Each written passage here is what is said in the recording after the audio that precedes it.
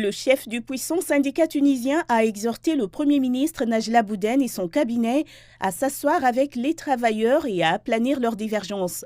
L'UGTT, Union générale tunisienne du travail, a accusé les autorités tunisiennes de se soustraire au dialogue social et de geler les salaires dans un contexte d'inflation galopante. L'inflation est sans précédent. Il faut défendre les droits et le pouvoir d'achat des travailleurs. Le gouvernement fait la sourde oreille au dialogue. J'espère que le gouvernement saura écouter et négocier. Le dialogue est nécessaire dans cette situation pour réaliser le développement et la prospérité.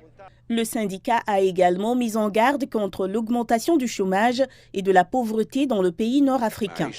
La vie est devenue difficile pour les travailleurs. C'est encore pire pour les chômeurs. Leur nombre augmente et les taux de pauvreté sont alarmants. Il est de notre responsabilité de rappeler à l'État l'appauvrissement de la population. Cette situation est insupportable à tous les niveaux. Selon les observateurs économiques, la Fédération des travailleurs a rejeté la politique du gouvernement consistant à supprimer les subventions alimentaires et énergétiques, comme l'impose le plan de réforme du Fonds monétaire international. Le paquet de réformes comprend également la restructuration des entreprises publiques et la réduction de la masse salariale du secteur public. S'appuyer sur l'accord du FMI visant à permettre à la Tunisie de sortir de la crise économique et sociale actuelle n'est pas la bonne façon de traiter le problème.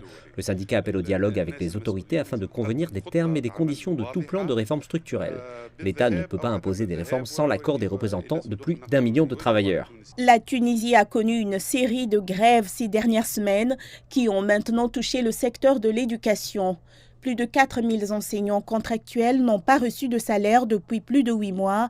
À l'occasion de la Fête internationale du travail, leurs représentants syndicaux ont annoncé des plans de manifestation nationale jusqu'à la fin de l'année scolaire.